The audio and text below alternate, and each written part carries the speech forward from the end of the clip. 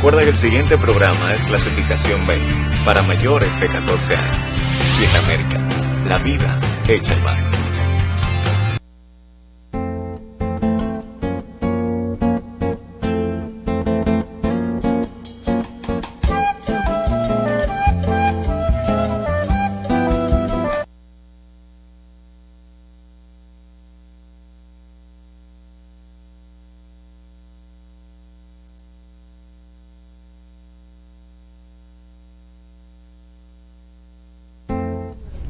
Saludos, país, voz para el cambio. Esta ventana de compromiso con la patria, de compromiso con el ideal duartiano, una ventana de opinión comprometida con una democracia inclusiva, con una democracia realmente participativa. Nosotros que tenemos el compromiso con la patria, y en ese sentido no debemos de cansar nunca de cultivar los valores, de hablar con ustedes y para ustedes de la necesidad de reivindicar el ideal del patricio Juan Pablo Duarte, lo que vale decir reivindicar la soberanía nacional, reivindicar los recursos naturales, reivindicar el sentido de la justicia con equidad, con respeto a la diversidad, entender que la composición social dominicana es diversa, como diversa es la manifestación espiritual de nuestro pueblo. Voz para el Cambio tiene ese compromiso de difundir siempre los ideales del patricio, de procurar la unidad de las Antillas, del Caribe, de América Latina, la unidad de los pueblos, en aras de construir un mundo de justicia, un mundo con menos desigualdad, un mundo con menos exclusión. En el día de hoy vamos a conversar con un profesor de la Universidad de La Habana, con el doctor Arnel Medina Cuenca, abogado. Fue presidente de la Unión Nacional de Juristas de Cuba y está en el país para participar en el Congreso de la Federación Internacional de Colegios, Asociaciones de Abogados de las Antillas. Así que, don Arnel, nos alegra que esté con nosotros para participar en este cónclave de juristas por la democracia, por la igualdad y por una justicia funcional. El tema que convoca el Congreso de la FICA en esta ocasión es el tema un tema penal, de derecho penal. A ver, don Arnel, ¿cuáles son las expectativas con su visita a la República Dominicana y el Congreso de la FICA? Bueno, Alfonso, como tú conoces y bueno, se ha venido divulgando, la FICA ya tiene 11 años de fundada por los colegios de abogados de Puerto Rico, de Haití, de República Dominicana y la Unión Nacional de Juristas de Cuba. Siempre mantenemos una aspiración de atraer también a las Antillas Menores, a los juristas de Jamaica, es decir, a todo el mundo, el área antillana. En esta ocasión se ha escogido un tema del derecho penal, las tendencias actuales, el expansionismo penal que está en nuestros días. Si nosotros observamos, por ejemplo, en la prensa de cualquier país de las Antillas y de Latinoamérica también y del mundo, prácticamente la vida política de cada país depende de jueces, de fiscales, de policías, de sentencias judiciales, y se extrema demasiado tal vez la divulgación sobre esto. En igual sentido, cuando hay una campaña electoral, parece que la vedette de la campaña electoral no es resolver los problemas sociales, los problemas coyunturales, los problemas de la pobreza, sino resolver los problemas con el derecho penal, aplicar sanciones, cárceles y resolver todos los problemas de la violencia, de la inseguridad ciudadana que afecta a nuestros países. Todo esto en el marco del Congreso va a ser debatido. Buscar nuevas alternativas también a la justicia penal, nuevas posibilidades de reinserción social de los privados de libertad, y por ese camino transitará el Congreso. Arnel, a propósito de la FICA, entidad que aglutina los colegios y asociaciones de abogados de las Antillas, un poco como que me da la idea de remitirme al pensamiento de Gregorio Luperón, de Hostos, de Martí, con el tema de la integración y de la unidad. Cuba, ¿cómo ve el tema de la unidad en el Caribe, en las Antillas, en América Latina, y la necesidad de la integración de nuestro pueblo? Bueno, los pueblos de América Latina tienen que integrarse obligatoriamente. Ya hay varios, como es conocido, en los últimos años se han aplicado distintos esquemas de integración, ya hay algunos que van dando fruto. Acabamos de ver en Venezuela la reunión del Mercosur, está UNASUR también, está la CELAC, está la Asociación de Estados del Caribe, está el CARICOM. Es decir, hay diferentes esquemas de integración, porque solamente en el mundo de hoy, unidos e integrados, podremos resistir los debates y las expectativas del futuro. No hay dudas que nuestro continente, nuestra área geográfica, ya se dice por mucho que será envidiada en el futuro, porque tiene recursos naturales, tiene minerales, tiene petróleo, tiene mucha agua también, y bueno, esto hay que defenderlo, y hay que defenderlo integrado. Los países aislados, los países chiquitos.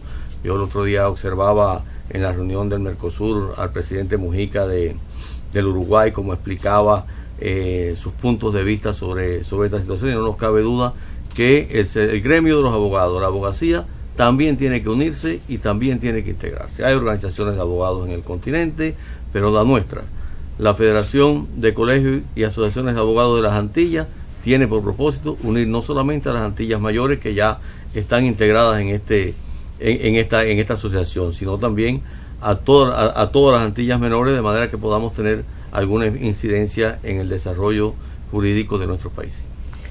El tema de la integración y de la unidad de nuestro pueblo parece que es una tarea pendiente, y que nuestros prohombres del pasado, del siglo XIX sobre todo, lo vieron a tiempo, porque Martí, Gregorio Luperón, Hosto, Betance plantearon esto con mucha claridad, y sin embargo hemos tenido que esperar más de 100 años para empezar a dar los primeros pasos en esa necesidad de la integración. Y este proceso que se está viviendo en América Latina es interesante. En el caso de Cuba, la lectura que hace Cuba de este proceso, bueno, mira, y el compromiso que tiene, por supuesto. Mira, cuando el sueño de integración viene de Bolívar, de antes, de San Martín, de Martí, de los próceres dominicanos, puertorriqueños y de toda Latinoamérica. Pero una cosa son los sueños, otra cosa son los esfuerzos que se realizaron, y otra es que a los estados, a los poderosos, pues siempre les ha interesado que no nos integremos, que no nos unamos, que podamos que no podamos enfrentar juntos las causas, sino negociar país a país y tratar de dividirnos. Creo que en esto, por eso nos hemos demorado tanto, pero ha ido llegando el momento. En un momento en que ya desde la caída de la Unión Soviética, del muro de Berlín, se hablaba de por allá por Japón, se publicó una obra que fue un bestseller de Fukuyama, El fin de la historia, El mundo unipolar, un mundo dirigido por Estados Unidos. Yo recuerdo los chistes también de esa época en los periódicos, de que en el futuro los niños en la escuela no tenían que pasar trabajo aprendiendo las capitales de los países, porque habría una sola capital. Y muy pronto el mundo se dio cuenta y avanzó en medio del proceso de globalización hacia otra tendencia. Ya no es así. Ya no podemos afirmar categóricamente que vivimos en un mundo unipolar. Vivimos en un mundo diverso, con diferentes tendencias.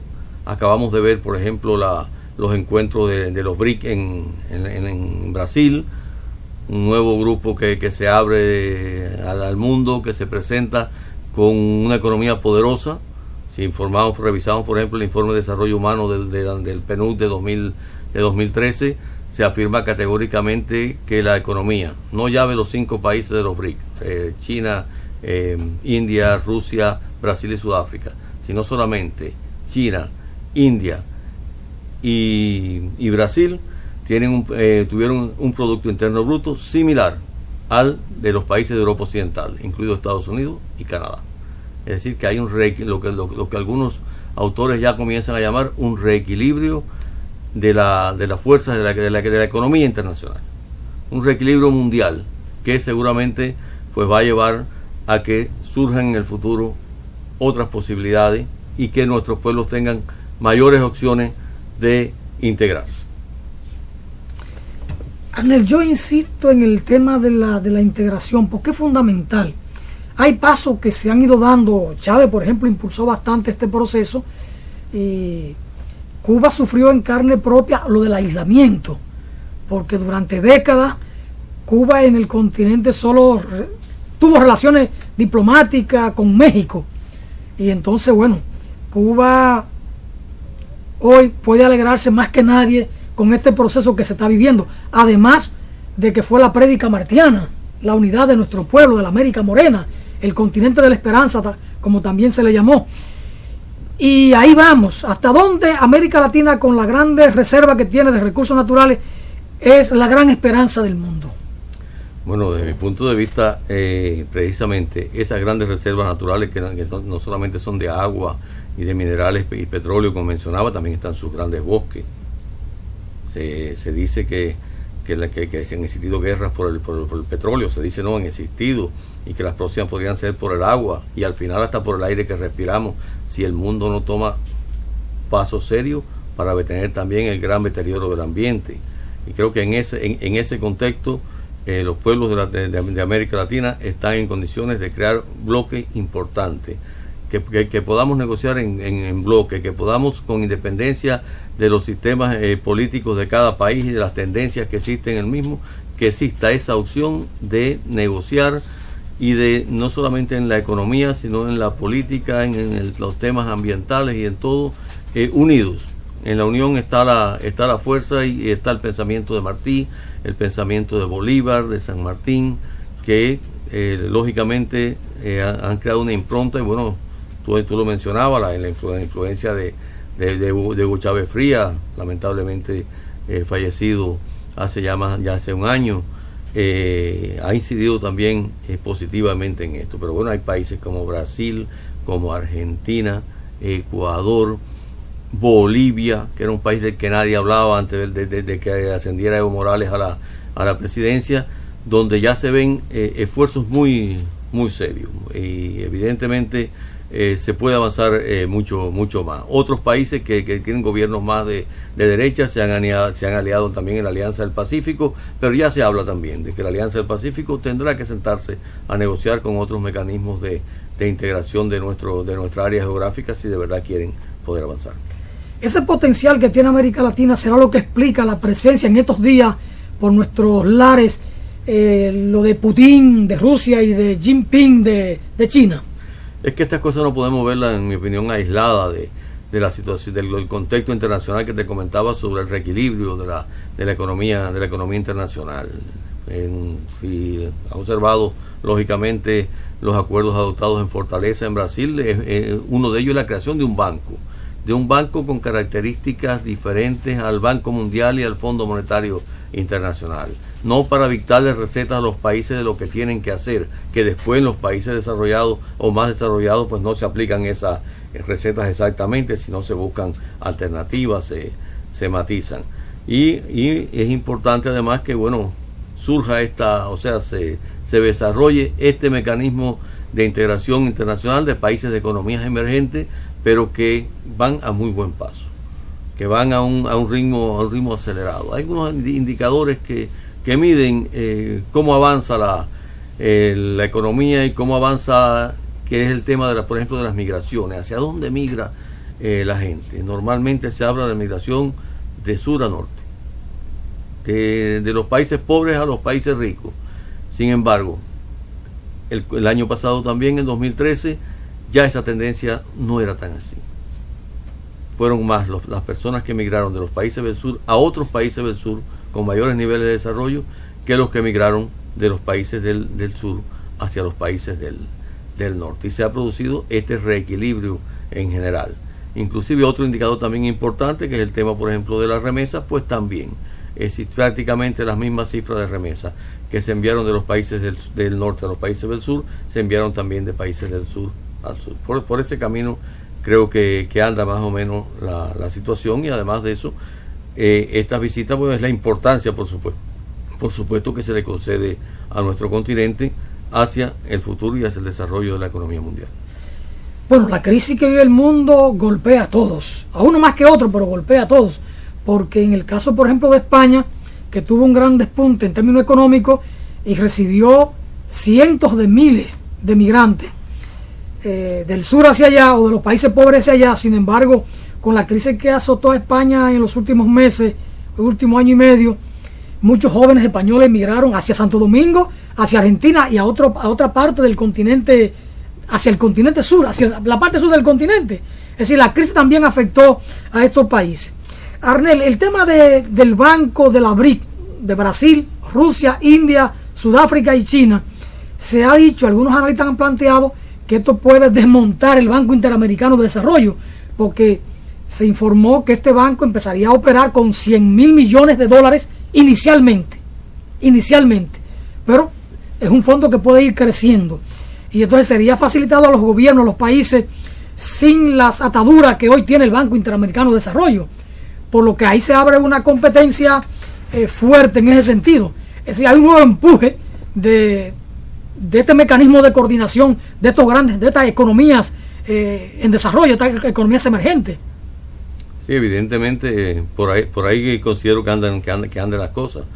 No hay dudas de que un mecanismo de este tipo, unas facilidades de inversiones, de créditos de inversiones con estas características y sin las reglas inflexibles del Banco Interamericano, que son similares a las del Banco Mundial, a las del Fondo Monetario Internacional, pues pueden facilitar el desarrollo de nuestros países, que en definitiva es lo importante, diversificar las economías, que cuando hay una crisis grande en Estados Unidos no afecte tanto a Latinoamérica, que haya otras opciones, que haya otras alternativas. Bueno, como tú conoces también, hay diferentes en diferentes estadios, hay proyectos de acuerdo también de inversiones y de libre comercio con la Unión Europea, o sea que hay otras variantes que evidentemente pueden surgir como alternativa y que al final van a favorecer los mecanismos de integración en nuestra área geográfica, no nos cabe ninguna duda. La visita de Putin de Rusia y de Jinping de China, América Latina, se hace sobre todo Cuba, Venezuela, Brasil. El caso de Cuba me llama mucho la atención porque Cuba es una economía pequeña comparada con Brasil, con Colombia y con otra parte del continente, con Perú. Y sin embargo, estos dos colosos visitan a Cuba. Me parece que el propósito o la impronta de esta visita es sobre todo política más que económica. ¿Y cuál pudo haber sido o cuál puede ser la preocupación de Estados Unidos con esta visita a Cuba? Bueno, Estados Unidos, todo lo que ocurra en Cuba, que facilite la integración con el mundo, que facilite las relaciones, la diversificación de nuestras relaciones económicas, políticas y comerciales, seguramente siempre le preocupa. ¿Por qué? Porque es una hostilidad, como conoces, permanente, que a veces no se entiende bien. A veces las personas piensan que es un problema de la Revolución Cubana a partir de 1959. No es así. Recordemos que Estados Unidos desde siempre ambicionó, quiso tener la isla de Cuba como parte de su territorio. Hubo una ocasión en la época de la colonia que le ofreció a España comprarle a Cuba, pero quería comprar a Cuba sin cubanos. Después ya cuando teníamos la guerra ganada contra España, prácticamente pues entonces intervinieron, enviaron sus tropas de muy triste recordación. Después las enviaron a Puerto Rico, todavía tienen a Puerto Rico ocupada. Y bueno, lógicamente a partir del triunfo de la revolución, que Cuba empezó a hablar con voz propia en el continente y en el mundo, entonces bueno, pues también surgieron este enfrentamiento que algunos llaman diferendo, yo llamo conflicto. Realmente es un conflicto permanente que existe entre Cuba y los Estados Unidos con diferentes diferentes matices. Bueno, tú conoces todos los casos, la situación de nuestros 5 jóvenes que han estado injustamente prisioneros durante tantos años en Estados Unidos. Todavía quedan 3 casos de los compañeros nuestros presos allá. Hay toda una campaña internacional que avanza en cuanto a esto. Y bueno, lógicamente Cuba ha tenido lazos históricos con la República Popular China y también con la antigua Unión Soviética, y los ha mantenido en buena medida con Rusia, con la Federación Rusa. Y bueno, con independencia de que somos una economía pequeña, pues bueno, de todas maneras, evidentemente en algún sentido llamó la atención de los líderes de estos países de visitar Cuba, y se firmaron, como se ha publicado también, importantes acuerdos comerciales que seguramente van a favorecer el desarrollo de nuestro país. Cuba tenía una gran deuda con Rusia, con lo que era la Unión Soviética, pero que la heredó Rusia. Y en esta visita de Putin, bueno, pues se libera o se exonera o se condona el 90% de la deuda que tenía Cuba con Rusia. Fuera con la Unión Soviética, pero la tenía Rusia. ¿Qué impacto tiene esto para la economía cubana y qué implicación en términos políticos de Cuba frente a Rusia? No, indiscutiblemente el impacto es importante, pero además ese 10% que se va a pagar, que está acordado, se va a reinvertir en inversiones en Cuba, en inversiones también en el propio país, que creo que es muy importante para el desarrollo de nuestra economía. Eso, bueno, pues por supuesto tiene impacto en el avance, en la estrategia. Como tú conoces, en Cuba hay todo un diseño, una estrategia aprobada a partir del 6º Congreso de nuestro Partido Comunista de enfrentar los retos hacia el futuro en materia económica con lo que conocemos como los lineamientos del Partido de la Revolución, que fueron también aprobados por nuestra Asamblea Nacional y en los cuales se trabaja aceleradamente en su implementación. Sin prisa pero sin pausa, es una consigna muy conocida en Cuba, para tampoco ir tan rápido y cometamos errores que pueden después costarnos caro. Como siempre, los errores en la economía se pagan, tienen su precio. Arnel, Cuba, el conocimiento, en los años 60 había la preocupación para el imperio, y todavía en los 70, de que Cuba promovía o patrocinaba o daba apoyo a movimientos guerrilleros, a movimientos armados. Sin embargo, en los últimos años, quizás en las últimas 2 décadas, Cuba ha estado exportando una guerrilla con bata blanca, médicos en toda parte del mundo, donde ha sido posible, de Cuba. Y esto ha sido importante, pero además ha estado el tema de la colaboración cubana en el área del deporte con entrenadores, y últimamente en el tema de la educación y en otras áreas del conocimiento. Parece ser como que Cuba se ha convertido en una especie de potencia del conocimiento. ¿Qué ha pasado con esta revolución educativa en Cuba? Bueno, mira, ya Cuba ya desde el año pasado alcanzó la cifra de 1 millón de graduados universitarios. Para un país de 11 millones de habitantes es una cifra muy, muy significativa. Y no solamente graduados universitarios, sino también tiene un potencial importante en doctores en ciencias, en maestrías, en diplomados, en la enseñanza en general. Y creo que, bueno, ese resultado hoy lo está recibiendo y está beneficiando no solamente nuestro país, nuestro pueblo, sino numerosos países de América Latina, por 2 vías fundamentales en la salud. Primera, y también en el deporte, por la formación de médicos y entrenadores deportivos en Cuba, que después van a esos países a ejercer.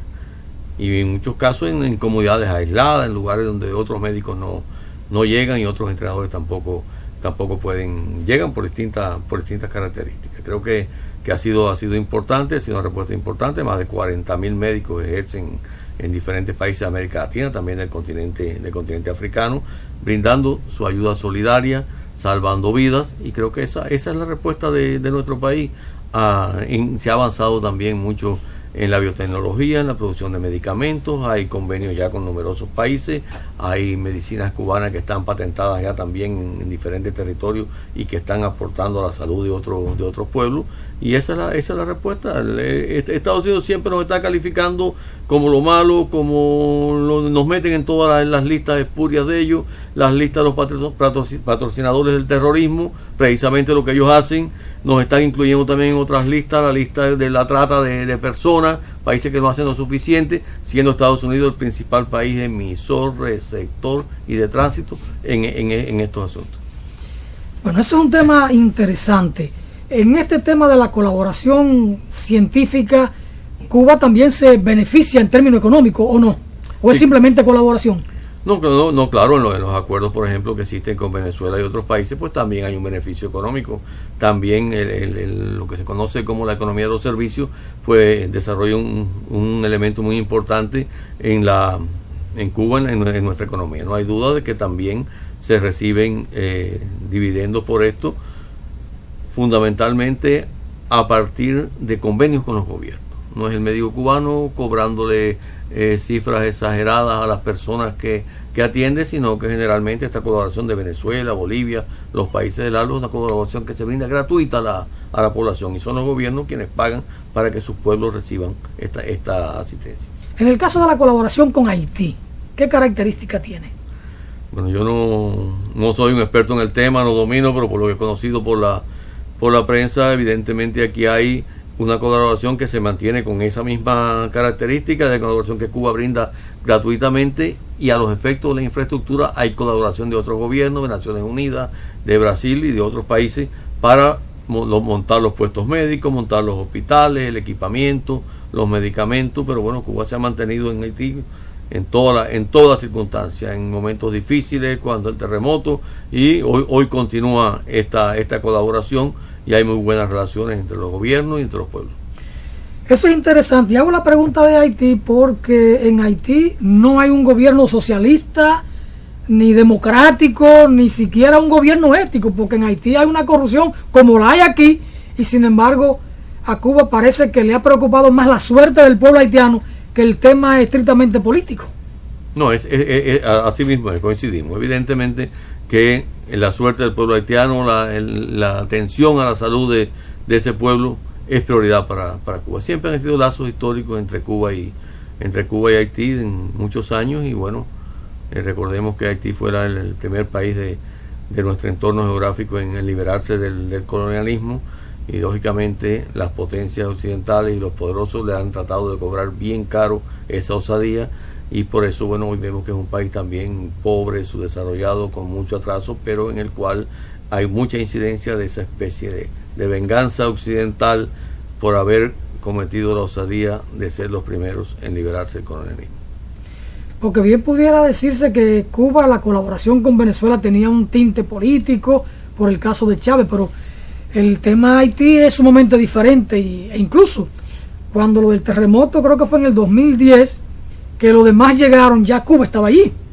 Es decir, es una demostración del criterio humanitario de la presencia de Cuba en Haití.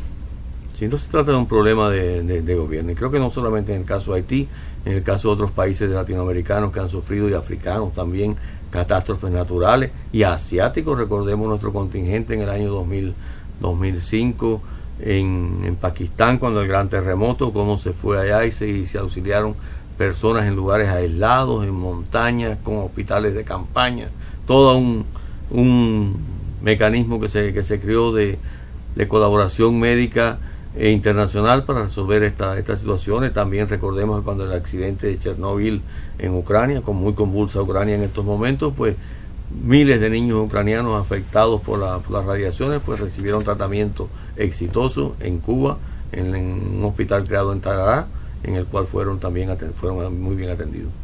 E incluso el caso del Katrina, que Cuba y Fidel en aquel momento organizaron una brigada médica para asistir a los afectados por el Katrina en Estados Unidos, pero Estados Unidos se negó a recibir ayuda.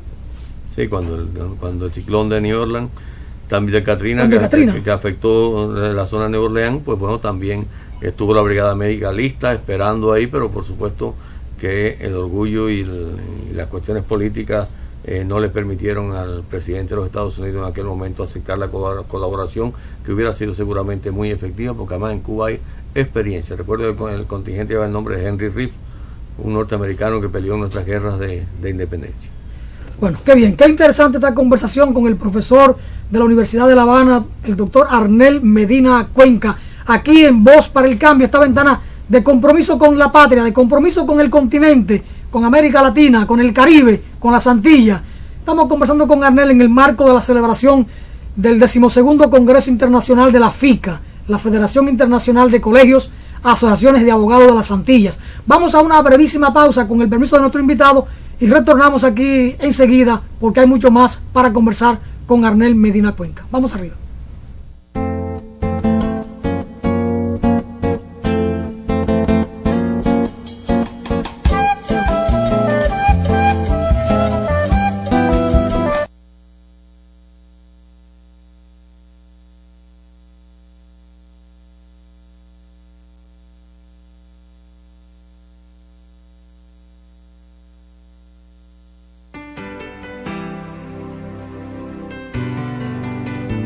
Cuba no es otra isla del Caribe.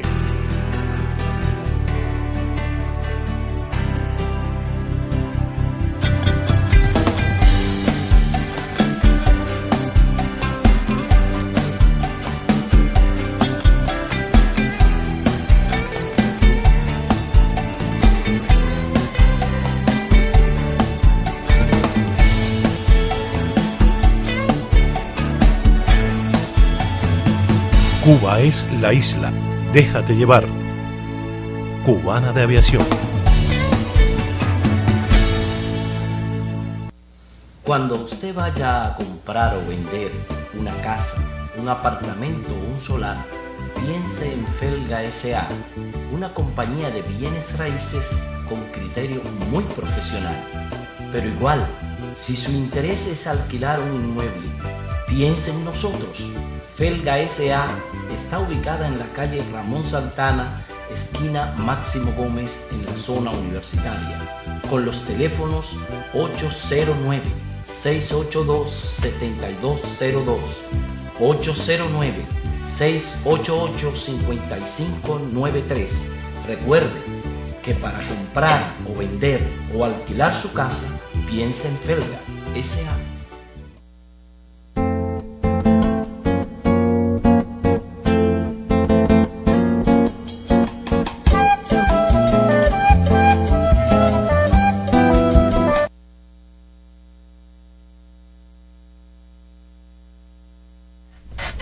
Seguimos aquí en Voz para el Cambio conversando con el doctor Arnel Medina Cuenca, profesor de la Universidad de La Habana. Decíamos al principio que Arnel fue presidente de la Unión Nacional de Juristas de Cuba durante un buen tiempo e impulsó aquella institución gremial. Arnel, la Unión de Juristas publica una revista cubana de Derecho. Esta revista, los aportes que hace, su impacto en el mundo jurídico internacional, ¿recoge solo trabajo de juristas cubanos o hay aporte de doctrinario de otros países? ¿Es una revista abierta? Háblanos de esta revista, Arnel, Revista Cubana de Derecho.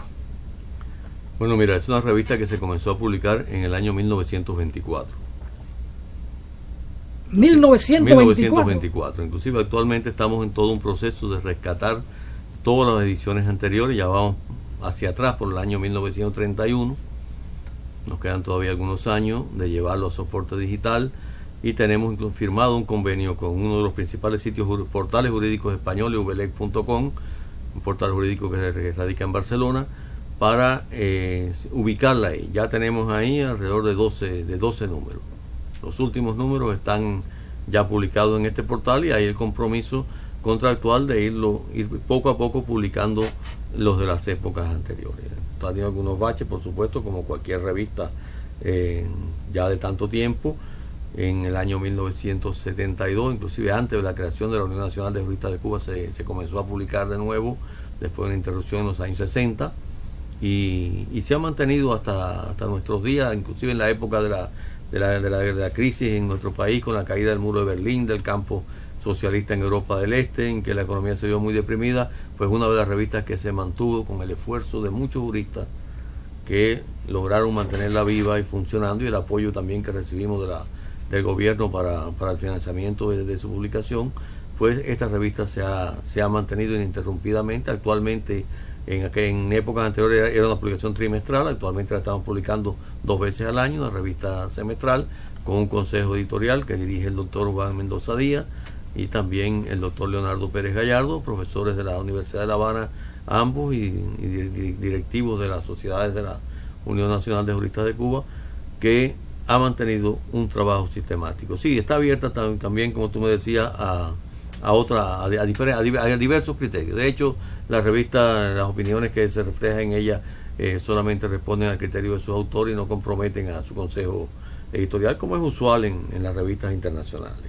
Esta revista normalmente publica un artículo de un autor extranjero y publica el resto de los autores nacionales, porque bueno, es una revista cubana de derecho, y esa es la tendencia del consejo editorial. En ella se reseñan también los eventos científicos, los congresos que se realizan en Cuba, las publicaciones de autores cubanos y también extranjeros de gran significación son reseñadas en la misma, y ya hoy forma parte de otro grupo de publicaciones que existen en el país, en el mundo jurídico. Está la revista electrónica Cubalec también, que también está situada en el portal ubelec.com y también en el sitio de la Facultad de Derecho de la Universidad de La Habana. La pueden ver, revista Cubalec, igual que revista Cubana de Derecho. Usted la sitúa en Google y inmediatamente salen varias en todos los lugares donde está publicada. Creo que, bueno, en este último número que está publicado, que hay un artículo tuyo sobre Juan Pablo Duarte, jurista, que es muy interesante y que ha llamado mucho la atención de los lectores en nuestro país. Y así hemos mantenido esta esta publicación que además recoge los trabajos de los concursos que hace la Unión Nacional de Juristas de Cuba, los principales ponencias y conferencias que se imparten en los eventos científicos internacionales. Todo esto tiene su expresión y se recoge también en la Revista Cubana de Derecho. Qué bueno, y con una buena edición, una buena impresión, una revista que se deja leer, además de un contenido formidable. Arnel, el tema Puerto Rico, que está presente en el Congreso de la FICA, el Colegio de Abogados de Puerto Rico, me llama la atención, y lo mencionábamos hace un momento en los análisis que hacíamos con la intervención de Estados Unidos en la guerra España, ¿no? Hispano-cubano-americana, y cómo desde entonces se quedan con Puerto Rico como colonia de hecho. Sin embargo, Puerto Rico ha logrado conservar su identidad, preservar su identidad, el idioma, su bandera, la costumbre, el folclore. Participan en el concierto de naciones, sobre todo en la parte deportiva, no así en la parte política, pero en la parte deportiva, y ahí el folclore y el idioma son cuestiones clave en la identidad del pueblo puertorriqueño. Cuba, ¿cómo ve el tema Puerto Rico? La independencia de Puerto Rico, ese proceso largo, costoso, que ha costado al pueblo de Puerto Rico sacrificios enormes, hombres que han durado y mujeres que han durado 30 años en la cárcel por sus ideas. Bueno, como es conocido, Cuba ha apoyado desde siempre, desde Martí, que cuando en las primeras proclamas de la guerra del 95, nuestra última guerra contra España, trazaba como objetivos del Partido Revolucionario Cubano lograr la independencia de Cuba y la de Puerto Rico. Siempre estuvo. Después, bueno, vino, como te explicaba, la intervención norteamericana en 1898 y bueno, ya no fue posible seguir combatiendo en Puerto Rico. España se retira de Puerto Rico en virtud del Tratado de París, pero entra a Estados Unidos y hasta hoy ha estado ahí.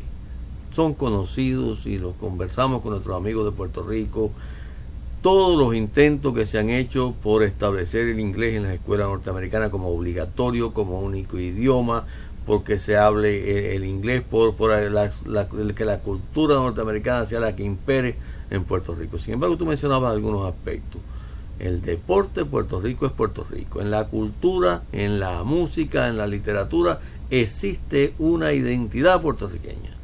Tienen su bandera, su orgullo de ser puertorriqueño, y yo te diría además que en el gremio de los abogados, un importante número de abogados que generalmente dominan las elecciones en el Colegio de Abogados de Puerto Rico, que es una prestigiosa institución también del mundo jurídico de ese país, pues albergan la esperanza de la independencia. Y la causa independentista está presente, por supuesto, con diferentes matices, pero está presente en la mentalidad de los puertorriqueños. Yo he visto en congresos internacionales celebrados en países, por ejemplo, en el marco de la Federación Interamericana de Abogados, ellos no van como la American Bar Association, la Asociación de Abogados de Estados Unidos, ellos van como el Colegio de Abogados de Puerto Rico, con su identidad. Y además los he visto pararse en masa y abandonar el plenario, porque un día a un organizador de un congreso en Sudamérica, se le olvidó poner la bandera puertorriqueña en la bandera de los países.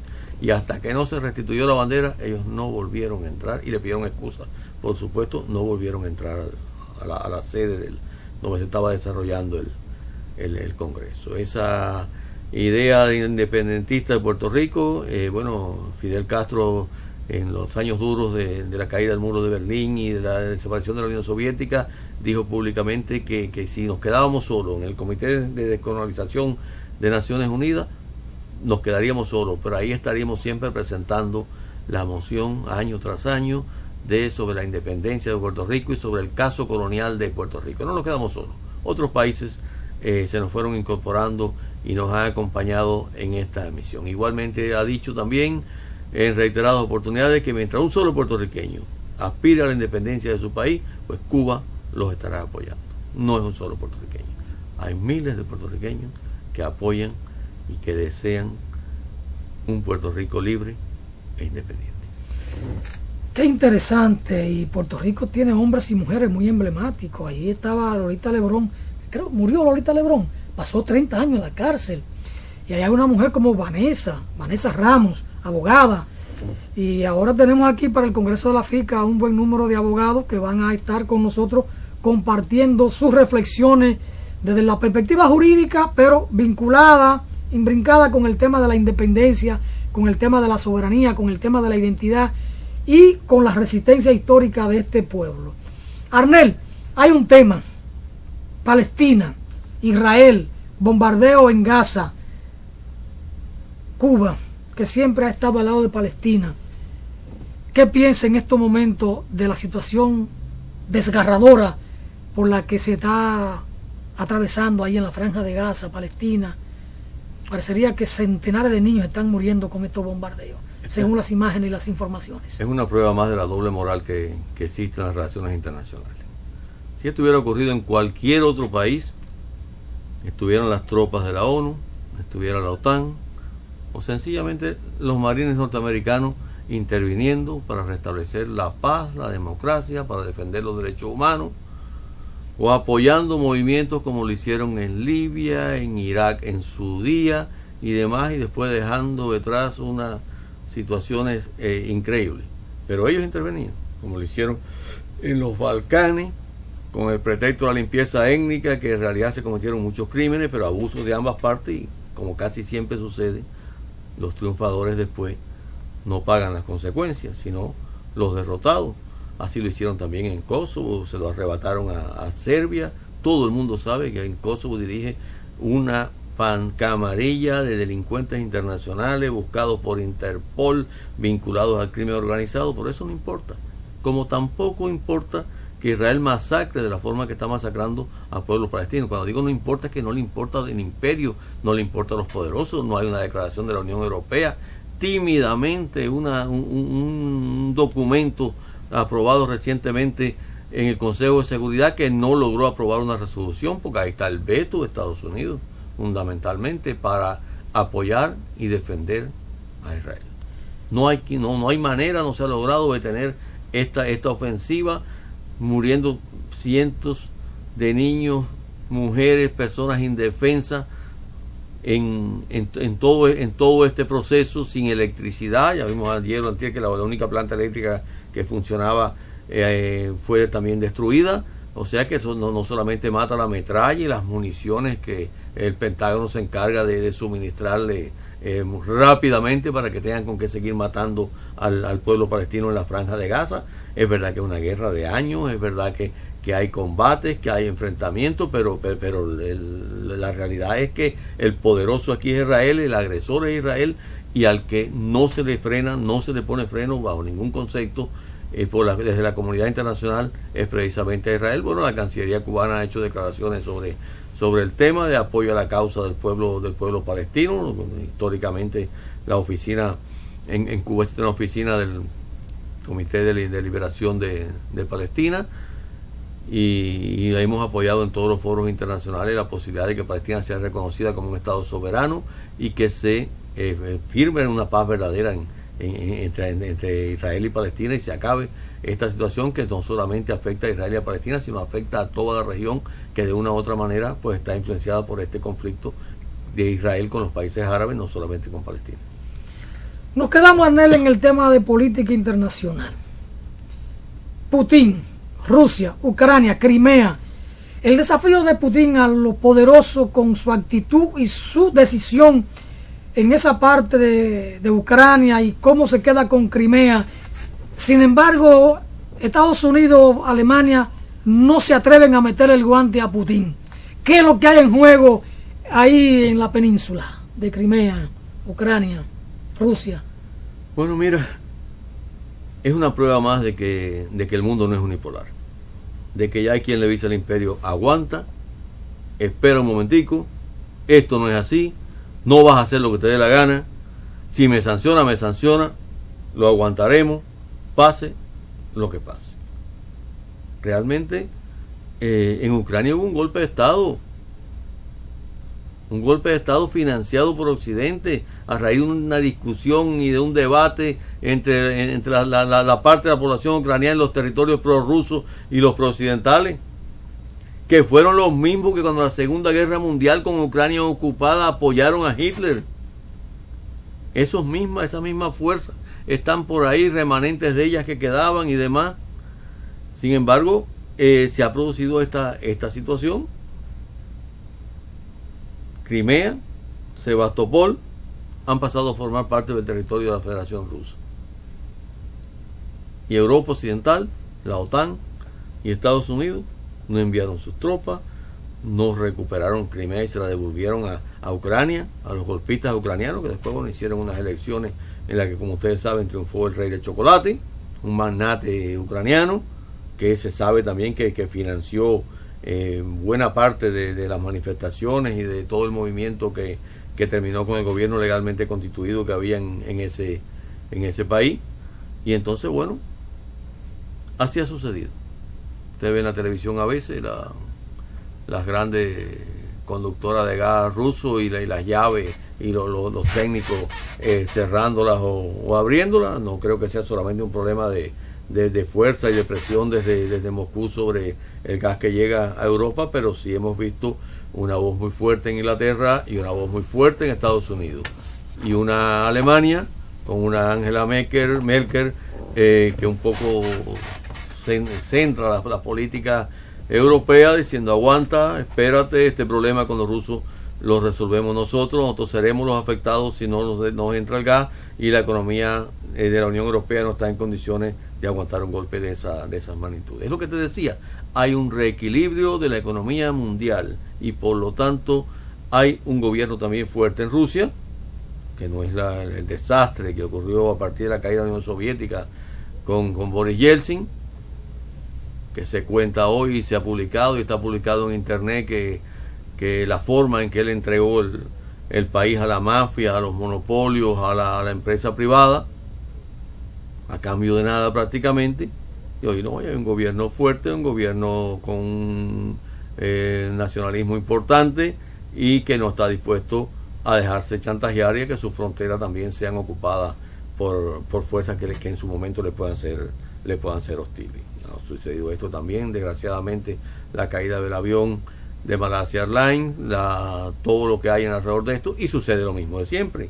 Los que tienen la información de los satélites, los países poderosos, Estados Unidos, y otros pues no dan la información sobre lo que ocurrió en el espacio aéreo ucraniano en ese momento de la caída del vuelo. Hay diferentes versiones y los Estados Unidos hace afirmaciones sin elementos y sin pruebas, y sin dar las pruebas que las tienen, las deben tener, de que alguna incidencia de los grupos separatistas que están ahí en la frontera con la Unión Soviética en contra del gobierno ilegítimo de Ucrania, y también la existencia de un vuelo ucraniano, de un avión de combate en el aire en ese momento, del avión presidencial que regresaba de la cumbre de Fortaleza en Brasil, de los BRIC, de Putin también pasando cerca del lugar. O sea, que hay todo un grupo de situaciones que deberán ser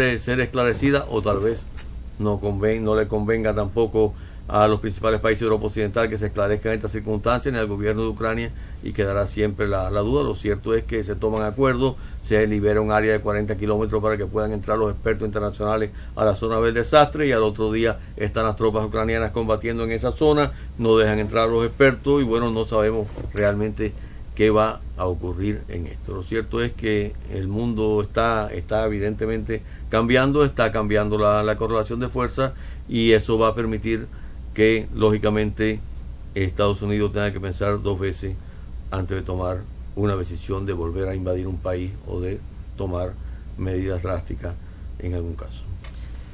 Parece que Putin tiene un liderazgo muy sólido en Rusia, porque no se ha visto internamente manifestaciones en contra de estas decisiones de Putin, y parece que se queda solo y resiste solo, porque incluso los aliados del BRIC, en el caso de Brasil, China, India, Sudáfrica, no se han pronunciado ni a favor ni en contra, han mostrado en cierto modo, en términos públicos, una actitud de indiferencia, y sin embargo Rusia resiste la embestida de Alemania y de Estados Unidos, y no han podido doblar el brazo a Putin.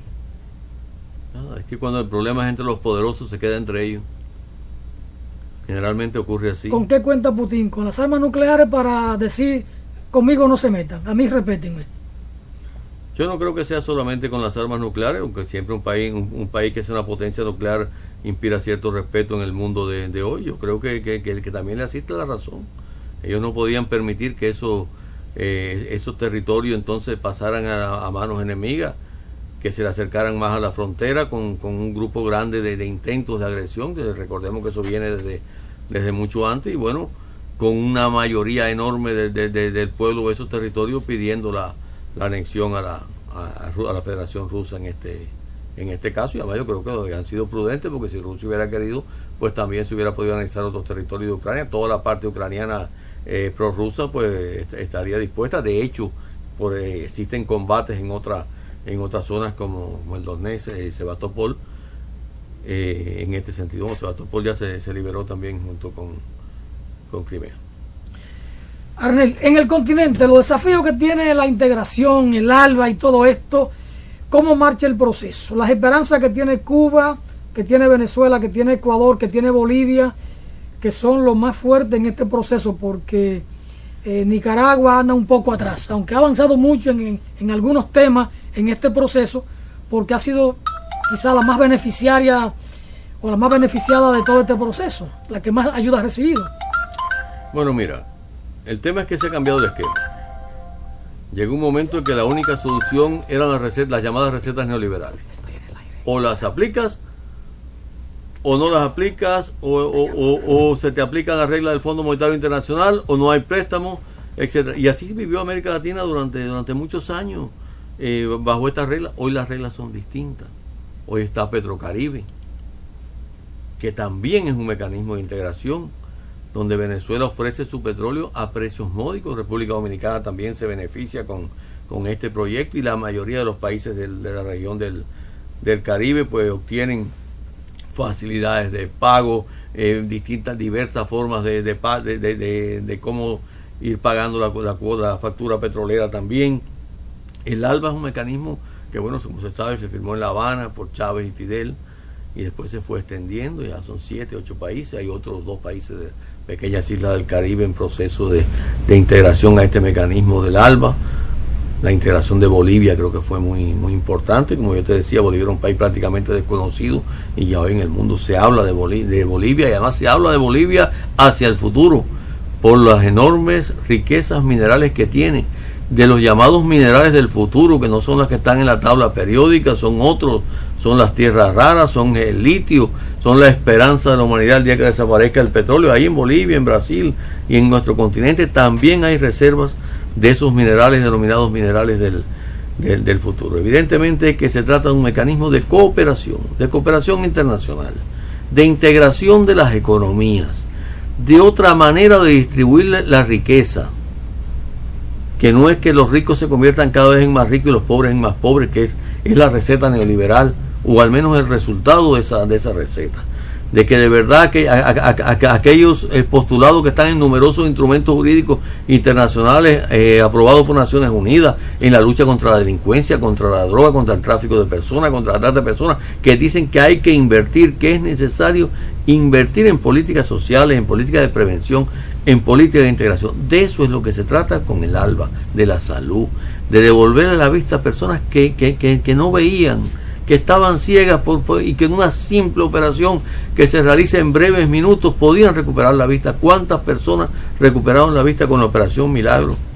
Con un esfuerzo y con un costo mínimo, un esfuerzo importante de los gobiernos de Venezuela, del gobierno de Cuba, de otros países también de la región. Yo he tenido la oportunidad, por ejemplo, de estar en Bolivia, ahí en la frontera con Perú, cuando el gobierno de Alan García y los propios peruanos cruzaban la frontera, venían hacia la zona de Copacabana, y allí se operaban de la vista con los médicos cubanos gratuitamente también. O sea, es un mecanismo de integración diferentes, con otras características, que no solamente busca la ganancia a toda costa, sino que busca mantener la sostenibilidad económica, una economía sostenible, una economía próspera, cada país con sus características. Eso creo que es muy importante de esta etapa, que no hay un mando único, no hay una receta única, mientras por allá por Ecuador el presidente Rafael Correa habla del buen vivir, lo tiene en su constitución, tiene una constitución con un sentido ecológico tremendo y de salvaguarda de los recursos naturales.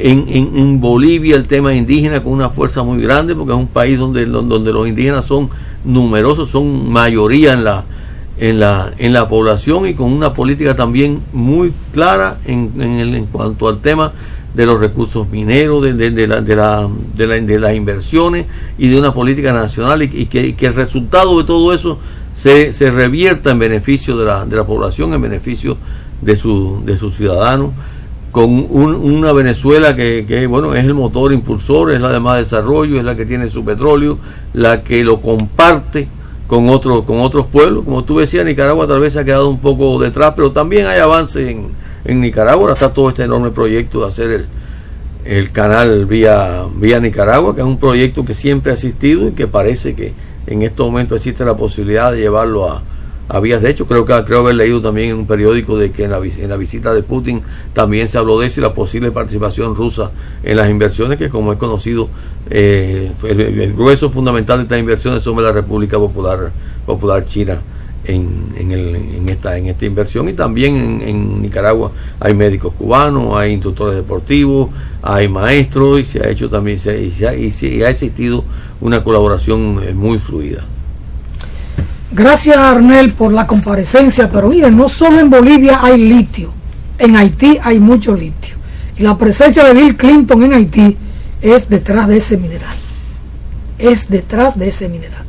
porque el imperio así es que marcha, así es que camina.